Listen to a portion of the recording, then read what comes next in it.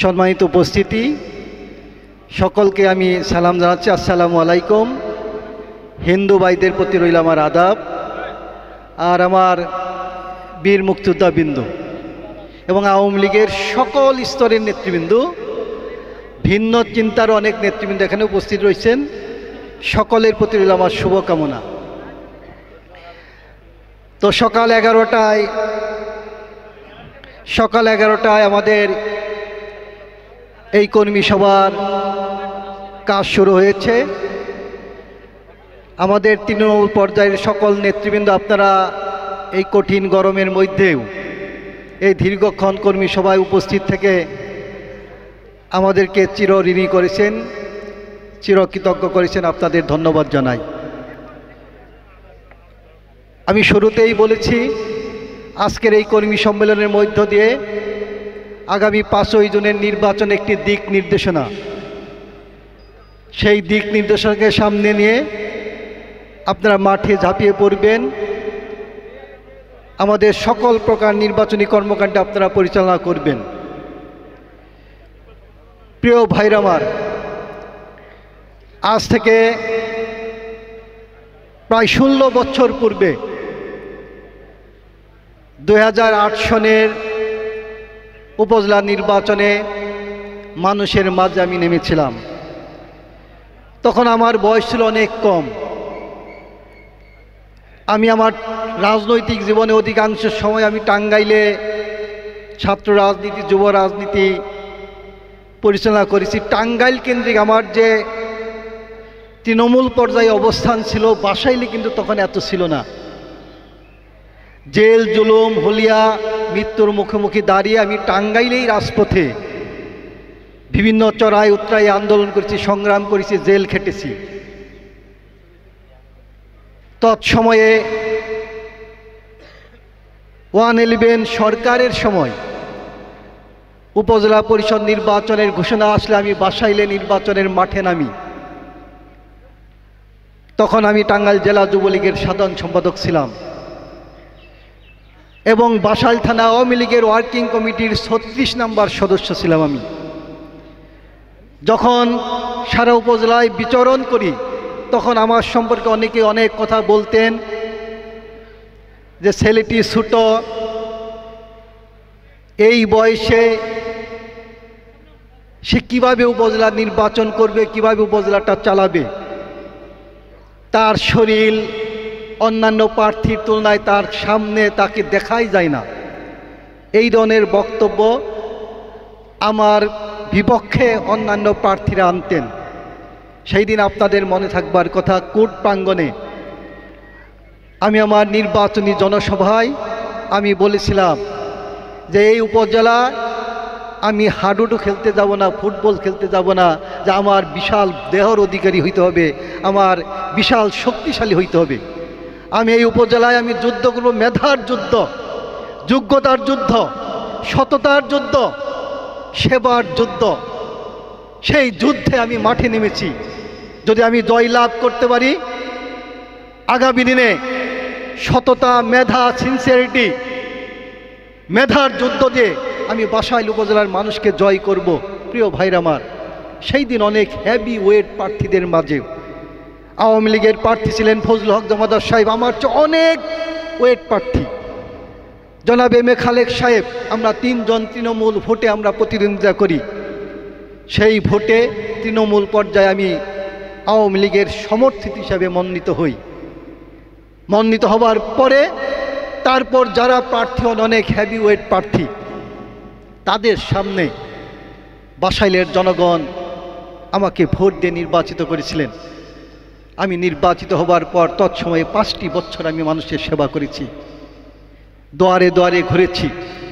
তখন প্রয়াত সংসদ সদস্য ছিলেন কৃষিবিদ শওকত মোমিন শাহজাহান, তার নেতৃত্বে আমরা বাসাইলের একটি আধুনিক বাসাইল গড়ার সংগ্রামে আমরা ঝাঁপিয়ে পড়েছিলাম এবং আধুনিক বাসাইল গড়ার ক্ষেত্রে বাসাইল এগিয়ে গিয়েছিল। মাঝখানে একটি পর্যায়ে তার এই ধরনের থেকে চিরবিদায়ের ফলে আমাদের উপনির্বাচন অনুষ্ঠিত হয়। সেই উপনির্বাচনে অনুপম শাহজাহান জয় নৌকার প্রতীক পায় আপনাদের মনে। তারপর অনুপম শাহজাহান জয় নির্বাচিত হলো। নির্বাচিত হওয়ার পরে বাসাইলের রাজনীতির একটি ঘোলা পরিবেশ, সেই ঘোলা পরিবেশের মধ্য দিয়ে আমি পরাজিত হলাম। পরাজয় আমি মেনে নিয়েছিলাম, কিন্তু বাসাইলের জনগণ কিন্তু বঞ্চিত হয়েছিল। 5টি বছর আমি উপজেলা পরিষদে ছিলাম না। এই 5 বছরে কিন্তু আপনারা এই উপজেলা পরিষদে আসেন নাই। এসেছেন কি? আসেন নাই, সেবা পান নাই। 5 বছরের অপূর্ণাঙ্গতা আমার আপনারা কিন্তু হারে হারে টের পেয়েছিলেন। তারপর আসলো 2019 সনের আরেকটি উপজেলা নির্বাচন, তখন দলীয় মনোনীত প্রতীক। আমি পরাজিত হওয়ার পর 5টি বছরই মাঠে ছিলাম, দুয়ারে দুয়ারে ঘুরেছি। আপনারা সকলেই প্রত্যাশিত ছিলেন আমি নৌকা মার্কা নিয়ে আপনাদের মাঝে আসব। ভাগ্যের নির্মম পরিহাস, সেই আমার প্রিয় মার্কা আমি কিন্তু আনতে পেরেছিলাম না। আপনাদের সেন্টিমেন্টের উপর দাঁড়িয়ে উচ্চ পর্যায়ে অনেক নেতৃবৃন্দের রিকোয়েস্টে আমি কিন্তু সেদিন স্বতন্ত্র নির্বাচন করেছিলাম। সেই স্বতন্ত্র নির্বাচনের বাসাইলের জনগণ আমাকে 53টি কেন্দ্রের মধ্যে 49টি কেন্দ্রে আমাকে বিপুল ভোটে জয়লাভ করায়। 4টি কেন্দ্রে আমি পরাজিত হয়েছিলাম। একটি কেন্দ্রে 17 ভোটে, একটি কেন্দ্রে 16 ভোটে, আর হাজী সাহেব এক কেন্দ্রে তার নিজের কেন্দ্র এবং শহীদ সাহেব তার নিজের কেন্দ্রে একটু ভোটের ব্যবধানে জিতেছিল। একটা অভূতপূর্ব বিজয় আপনারা এনেছিলেন। বিজয় অর্জন করার পরে তৎসময় এমপি অ্যাডভোকেট জয়ুল ইসলামের নেতৃত্বে বাসাইলটাকে সুন্দরভাবে গড়ার জন্য আমি মাঠে নেমেছিলাম। কিন্তু নির্বাচিত হওয়ার পরের দিন থেকেই আমি বিভিন্ন সময় ষড়যন্ত্রের আভাস আমার চোখে পড়েছে। পরের দিন থেকেই কাজী অলিদকে বাসাইলের রাজনীতি থেকে চিরবিদায় করার জন্যে একটি ষড়যন্ত্র হয়। ষড়যন্ত্র আস্তে আস্তে ষড়যন্ত্র বাড়তে থাকে। বাড়ার একটি পর্যায়ে কিন্তু ষড়যন্ত্র বিস্ফোরণ হয়ে যায়। যা হবার তাই হলো। 5টি বছর তৎসময়ে মাননীয় সংসদ সদস্য বাসাইল চালিয়েছেন। কিভাবে চালিয়েছেন আপনাদের সকলেই জানা। 5 বছরে উনি একজন এমপি টিআর কাবিখা হিসাব করলে 35 কোটি টাকা পায়। এই 5 বছরে তার নেতৃত্বে আমি দেখি নাই কোনো মসজিদ, মাদ্রাসা, কোনো মন্দির। হিন্দু ভাইরা আছেন, বুকে হাত দিয়ে বলুন এমপির কোনো টিআর কাবিখা আপনাদের কোনো মন্দির পেয়েছে কিনা, মসজিদে পেয়েছে কিনা? 2-4টা ফুলে পেতে পারে। কোথায় গেল সেই প্রশ্ন আমি করে গেলাম। আপনারা কোনো সময় উত্তর দেবেন। কিন্তু আমার উপজেলা পরিষদের মালিক আমি একা নই। একটি পরিষদ চেয়ারম্যানদের নিয়ে মসজিদ, মন্দির, মাদ্রাসায় যেটুকু করা হয়েছে এই উপজেলা পরিষদ থেকেই করেছে। যেটুকু পেয়েছেন উপজেলা পরিষদের মাধ্যমে আপনারা পেয়েছেন। চেষ্টা করেছি কিছুটা উন্নয়ন করতে। প্রিয় ভাইরা আমার, এই 5 বছরে আমাকে বাসাইলের রাজনীতি থেকে চিরবিদায় করে দিবে। আপনারা দেখেছেন বিজয় দিবস, রাষ্ট্রীয় নির্দেশনা, রাষ্ট্রপতির নির্দেশনা, বিজয় দিবসের পতাকা উত্তোলন করবে উপজেলা চেয়ারম্যান, সালাম নেব উপজেলা চেয়ারম্যান। একবার রাষ্ট্রপতি স্বাক্ষরিত জোরপূর্বক সেই পতাকা আমাকে তুলতে দেওয়া হয় নাই, আমাকে সালাম নিতে দেওয়া হয় নাই। এমপি নিজে এসে জোর করে নিয়েছে তার সাঙ্গপাঙ্গদের নিয়ে, আমাকে মঞ্চে থেকে কলার ধরে টেনে নামানোর জন্য চেষ্টা করেছে। বলেন করে নাই? আর আমি নীরবে নিবৃতে আমি সহ্য করেছি, তাকিয়ে দেখেছি। আপনারা ভিডিও দেখবেন। সেই দিন মঞ্চের বাসাইলের বিবেকবান মানুষ, তাদের চোখের পানি পড়েছে। সেই দিন আমি একজনের কাছে বিচার চেয়েছি, সৃষ্টিকর্তার কাছে, যে এই অবস্থার পরিত্রাণ ঘটাতে চাই। আমি জনগণের প্রতিনিধি উপজেলা চেয়ারম্যান হিসেবে আমি সেই দিন যদি হুঙ্কার দিতাম অনেক কিছু হতে পারত, কিন্তু আমি সেই দিকে যাই নাই। আমি ধৈর্যের সাথে চালিয়েছি। সেই দিন আপনারা দেখবেন অনুপম শাহজাহান জয়ের পক্ষে আমরা একটি প্রোগ্রাম করার জন্য এখানে কর্মী সভা ডেকেছিলাম না? আপনারা প্রায় এখানে এসেছিলেন। 11টার মিটিং 9:30টার মধ্যে আমি মঞ্চটা দেখতে এসেছি। ব্যানার সহ মঞ্চ চেয়ার তছনছ করে ফেলেছিল। কারা করেছিল? তাদের ছবি আপনারা দেখেন না? বঙ্গবন্ধুর ছবি সহ নামিয়েছেন। প্রিয় ভাইর আমার, সেগুলো আপনারা ছবিতে দেখেছেন, স্বচক্ষে দেখেছেন। তারাও কিন্তু আবার নির্বাচনে অবতীর্ণ হয়েছে। পার্লামেন্ট নির্বাচন অনুপম শাহজাহান জয় মনোনয়ন পেল। যেহেতু দলীয় নির্বাচন, জেলা আওয়ামী লীগ বলেন, থানা আওয়ামী লীগ বলেন, আওয়ামী লীগের নেতৃত্বে তো সেই নির্বাচন হবে। বলেন, আমি প্রশ্ন করতে চাই, কেন আওয়ামী লীগের নেতৃত্বে নির্বাচন হলো না? এই উত্তর কি জেলা আওয়ামী লীগের সাধারণ সম্পাদক জয় সাহেব দিতে পারবেন? বলেন, কেন আওয়ামী লীগ অফিস তালাতে হলো? সে উত্তর কি দিতে পারবেন? নৌকার নির্বাচন আওয়ামী লীগ অফিস তালা দিয়েছিল। যারা দিয়েছিল তারাও কিন্তু এই নির্বাচনে অবতীর্ণ হয়েছে। তারা নৌকার আওয়ামী লীগের বলে আমরা আওয়ামী লীগের প্রার্থী, আওয়ামী লীগের প্রার্থী ভাই, একসময় নৌকার বাইরে অন্য মার্কা করলেন ভাই। তাহলে কিভাবে হয় বলেন তো ভাইরা আমার? আবার এখন স্লোগান তুলছে অলির ঠেকাও আন্দোলন। এখনো ওই শায়ের মৌজায় এসে মিটিং করা হয়। বালি খাইতে খাইতে এত মজা পেয়েছে আর বালি ছাড়তে চাচ্ছে না। অলির ঠেকাও আন্দোলন করে ওই নাকাসিম, কাশিল, পাথুলি, বিয়ালার সাধারণ মানুষ তারা দিন আনতে পান্তা বোরায়। ওই উঁচু জায়গার জমি চাষাবাদ করে, সবজি আবাদ করে তারা দিনাতিবাদ করত। তাদের পেটে লাথি মেরে শতাধিক একর জায়গা 20 ফুট, 30 ফুট, 40 ফুট করে খনন করে বালি বিক্রি করে তাদের পেটে লাথি মেরে আপনারা মজা নিচ্ছেন। সেই মজা অনুপম শাহজাহান জয় যখন মনোনয়ন পেলেন, আমরা কিন্তু সেই মজা বন্ধ করেছিলাম না? কাশিলের মানুষ, বিয়ালার মানুষ, নাকাসিমের মানুষ, শায়ের মৌজার মানুষ তারা ধন্যবাদ জানিয়েছিল। শুধু ধন্যবাদই নয়, বিগত পার্লামেন্ট নির্বাচনে তাদের রায়ের মধ্য দিয়ে তারা কিন্তু দাঁত ভাঙ্গা জবাব দিয়েছিল না ভাই আমার? এখন তারা আবার সেই অবস্থা কায়েমের জন্যে তারা মাঠে নেমেছে। অলির ঠেকাও আন্দোলন। কে নির্বাচিত হবে সেটা বিবেচ্য নয়, তাকে ঠেকাও, যে কোনো একজন নির্বাচিত হোক। তারা মিটিং করেন, অনেক জায়গায় মিটিংয়ে বলেন যে আমাদের সংগ্রাম একটাও, কাজী অলিদকে ঠেকাও। কাজী অলিদের কি অপরাধ? আপনাদের টেয়া পয়সা মারছে, আপনাদের টেয়ার খাবিকা খাইছে। একটা ইলিগেশন আনেন তো আমার বিরুদ্ধে। আপনারা পারবেন না। কেন? আমি ভালো কাজ করি বিধায় আপনারা আমাদের বিরুদ্ধে ষড়যন্ত্র করছেন। আমাকে হটাইতে হবে। বাসাইলের জনগণ যদি পক্ষে থাকে, আল্লাহ তাআলার রহমত যদি পক্ষে থাকে, আর আমাদের এই নেতাকর্মীরা যদি আরামকে হারাম করে মাঠে থাকে, ইনশাল্লাহ ওদের অলির ঠেকাও আন্দোলন সফল হবে না, হতে পারে না। প্রিয় ভাইরা আমার, আগামী বাসাইলকে আমরা সুন্দর বাসাইল গড়ে তুলতে চাই।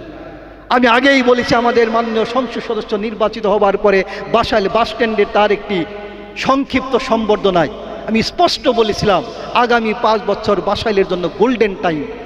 সেই গোল্ডেন টাইমকে আমাদের কাজে লাগাতে হবে। মাননীয় সংসদ সদস্যের নেতৃত্বে আমরা সুন্দর বাসাইল গড়ে তুলতে চাই। আর সেই বাসাইল গড়ার আন্দোলনে আজকে যারা এখানে নেতৃবৃন্দ উপস্থিত আছেন, তাদের সকলের সহযোগিতা নিয়ে আমাদের এগিয়ে যেতে হবে। আর সেই আন্দোলন মুখ থুরবে পড়বে তখনই এই 5 জনের উপজেলা নির্বাচনে যদি আমরা পরাজিত হই, আর সেই আন্দোলন জয়লাভ করব তখনই 5 জনের নির্বাচনে যদি আমরা জয়লাভ করি। কথাটা ঠিক কিনা ভাইরা আমার? আজকে ওরা যদি অলির ঠেকাও আন্দোলনে সফল হয়ে কাউকে বসাতে পারে, ওরা তো বাসাইল উপজেলায় রাম রাজত্ব কায়েম করবে না? আজকে অনুপম শাহজাহান জয় এমপি, তিনি সংসদে ব্যস্ত থাকেন, ডেভেলপমেন্ট ওয়ার্ক নিয়ে আমি যতটুকু প্রতিনিয়ত তার সঙ্গে কথা হয়। তিনি মন্ত্রণালয়ের বিভিন্ন জায়গায় ব্যস্ত থাকেন। তিনি সর্বসময় আমাকে বলেন, কোন রাস্তা, কোন ব্রিজ, কোন কালভার্ট আপনি রেডি করে দেন। আমি পার্লামেন্টে কথা বলতেছি, বিভিন্ন মন্ত্রীর সাথে কথা বলতেছি, তিনি কিন্তু উপজেলায় এসে সার্বক্ষণিক বসে থাকবেন না। উপজেলায় বসে থাকবো তার মনোনীত একজন ব্যক্তি, নাকি তার মনোনীত ব্যক্তিটা কে বলেন তো? তিনি যদি এনে বসে থাকেন তাহলে অনুপম শাহজাহান জয়ের যে সমর্থিত নেতাকর্মী আমরা সকলে, আমরা কিন্তু বাসাইলের উন্নয়নটা উপজেলায় বসে আমরা সুন্দরভাবে করতে পারবো এবং নাগরিক সেবা দিতে পারবো। নাগরিক সেবা কিন্তু শুধুমাত্র রাস্তাঘাট, স্কুল, কলেজ, মসজিদ, মন্দির করা নয়। নাগরিক সেবা অনেক সেবা। এখনো আমি মসজিদ থেকে বের হয়ে আমার কাঞ্চনপুরে একটি ডেডিকেটেড কর্মীর একটু মারামারিতে তাকে গ্রেপ্তার করে নিয়ে এসেছিল, বাদীকে উপস্থিত করে। এখন কিন্তু সিদ্ধান্ত দিয়ে আসলাম যে আপনারা যে তাকে ছাড়িয়ে নিয়ে আসুন, আমরা বিচার করে দেব। এই যে কাজগুলা, এই কাজগুলা করতে তো এখানে থাকতে হবে নাকি? বিদ্যুতের সমস্যা হয়, এসি ল্যান্ড অফিসের সমস্যা হয়, থানায় সমস্যা হয়, ইউনো অফিসের সমস্যা হয়, বিভিন্ন সমস্যায় মানুষ কিন্তু প্রতিনিয়ত এই উপজেলা চেয়ারম্যানের কাছে আসেন। সেই উপজেলার চেয়ারম্যান যদি আপনাদের চিন্তা চেতনার বাইরে হয় তাহলে কি উপজেলায় এসে কারো পাশে দাঁড়াতে পারবেন আপনারা? বলেন তো ভাইরা আমার। এই রফিক কথাটা বলেছে, রাষ্ট্রীয় ক্ষমতায় আওয়ামী লীগ এমপি আছে, এই জায়গাটায় যদি হেরে যান তাহলে কিন্তু আপনারা অনেক পিছিয়ে যাবে। আর আমার সেবাটা কিন্তু শুধু আওয়ামী লীগের পক্ষেই সেবা নয়, সাধারণ মানুষ, রিক্সাওয়ালা, ভ্যানওয়ালা, সে ভিন্ন মতালম্বীর হতে পারে, সাধারণ রিক্সাওয়ালা পরে লঙ্গি গামছা পরেও কিন্তু আমার কাছে সরাসরি এসে কথা বলতে পারে, বই পারে না, সর্বসময় কথা বলতে পারে। তারা সেবাটা পাচ্ছে, এই সেবার থেকে কিন্তু বঞ্চিত হবেন। প্রিয় ভাইরা আমার, সর্বোচ্চ ধৈর্যের সাথে আমি বাসাইল উপজেলা চালানোর চেষ্টা করেছি। গত নির্বাচনে কলিয়াতে আমার 8টি হুন্ডা একবারে পুড়িয়ে ছারখার করে দিয়েছিল না? নির্বাচিত হবার পরে যদি আমি হিংস্র হইতাম, প্রতিশোধ পরায়ণ নেতা হইতাম, তাহলে ওইটার মামলা হতো না? বলেন তো, একটি মামলাও আমি করতে দেই নাই। এই ধৈর্য কার আছে? আমার এক প্রতিদ্বন্দ্বী প্রার্থী ভোটের ব্যালট পেপার সিল মারতে গিয়ে গ্রেপ্তার হয়েছিল। আমি নির্বাচিত রেজাল্ট যখন দেখছি আমি বিজয় অর্জন করে গেছি, আমি নিজে ইউনোকে বলে আমি তাকে ছাড়িয়ে দিয়েছিলাম বাসাইল দক্ষিণ পাড়ায়। শালম ভাই, কথাটা ঠিক না? এটা কি উনি দিতেন? 8টি হুন্ডা তছনছ হয়ে গেল, পরের দিনই মামলা রেডি হয়ে যেত, যাইতো না? আমি কিন্তু মামলা করতে দেই নাই, কারণ বাসাইলের জনগণ আমাকে ভোট দিয়েছে। যে কোনো ঘটনাক্রমে ঘটনা করিয়েই ফেলছে, আমার তো ক্ষমাশীল হতে হবে, কিছুটা উদারতা দেখাতে হবে। আমি সর্বোচ্চ ক্ষমাশীল উদারতা দেখিয়েছি। আমার 10 বছরের চেয়ারম্যানের অভিযাত্রায় একজন মানুষ বলুন আমি প্রতিহিংসা পরাবশত হয়ে কারো কোনো ক্ষতি করেছি কিনা? একজন মানুষ বলে। আমার শত্রু যদি কেউ আমার কাছে এসেছে, ভাই আমার এই কাজটা দরকার, আমি ধৈর্যের সাথে শুনেছি, আমি কাজ করে দেওয়ার চেষ্টা করেছি সর্বোচ্চ ধৈর্য ধারণ করে।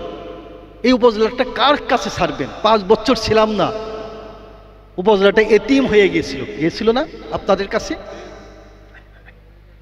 আজকে তাই এই নির্বাচনটা, এই যে অনেকে বলেছেন আমি 2 বার হয়েছি, আল্লাহ তাআলার রহমতে আমার ব্যবসা বাণিজ্য কিন্তু আমি চেয়ারম্যান হওয়ার আগের থেকে, আমার একটা রেস্টুরেন্ট আর মেডিকেল হসপিটাল, এটা কিন্তু আমি চেয়ারম্যান হওয়ার আগের থেকেই 2টি ব্যবসা। আর আল্লাহ তাআলার রহমতে এই যে আমার বাড়িতে দেখেন, এগুলো তো পৈতৃক সম্পত্তি। এটা কি আমি উপজেলা চেয়ারম্যান হিসেবে এই জায়গা জমি কিনছি? শালম ভাই, এটা পৈতৃক ছোটোবেলা থেকেই দেখতেছে। তা আল্লাহ তাআলাই তো আমাকে ডাল ভাত খাওয়ার একটা সামর্থ্য দিয়েছে নাকি? খুব ভালোভাবে থাকতে পারবো। কিন্তু রফিক দাদা বলেছে আপনারা কষ্ট পাবেন। তাই আজকে এই কর্মী সবাই যারা উপস্থিত হয়েছেন অনেক কষ্ট করে এসেছেন। আপনাদের এখান থেকে প্রতিশ্রুতি নিয়ে, প্রতিজ্ঞা নিয়ে মাঠে নামতে হবে। ষড়যন্ত্র অনেক হচ্ছে, ওই ষড়যন্ত্রকারীরা তারা 5 জন প্রার্থী নিয়ে ওই দাবনাজুর রিসোর্টে বৈঠক করে কিভাবে ঠেকানো যায়। ও মুখরে বহে দিলে তাও পাল্লা বাড়ি কাজলিতে রয়ে যায়, ও মুখরে শোয়া দিলে তাও পাল্লা বাড়ি কাজলিতে রয়ে যায়। কারণ শোয়া বহাইয়া কোনোভাবেই মিলাইতে পারতেছে না। অনেক বক্তা, একজন বলেছে অনেক বিদেশ থেকেও ফোন আসে, কই থেকে ফোন আসে সেটাও আমি জানি। টাকা দিয়ে এই ফোনগুলো আনানো হচ্ছে। কারণ আবার অনেকে বলে তারা 5 কোটি টাকার বাজেট করেছে। হ্যাঁ, তারা পারে। 5 কোটি টাকা নেতারা খাবে, খেয়ে কিছু চাপবে, চাপছে ওখানে, আমাদের কেউ চাপে নাই। অনেক কিছু নেতারা চাপছে, ওই 5 কোটি টাকার ভাগ জনগণ পাবে না, জনগণ তাদের স্বাধীন ভোট দিয়ে তাদের প্রার্থী নির্বাচিত করবে। 5 কোটি টাকা পেলেন কোথায়? রাতারাতি 5 কোটি টাকা কোথায় পেলেন? আজকে আমরা প্রশ্ন করতে চাই। ওই টাকা আমার কাশিল, বিয়ালার, নাকাসিমের, শাহের মৌজার সাধারণ মানুষের জমি জোরপূর্বক নিয়ে সেটা খনন করে বালি বিক্রি করার টাকা। ওই নদখোলার নদী খনন করে নদীর বালি বিক্রি করার টাকা, ওই টাকা জনগণের টাকা।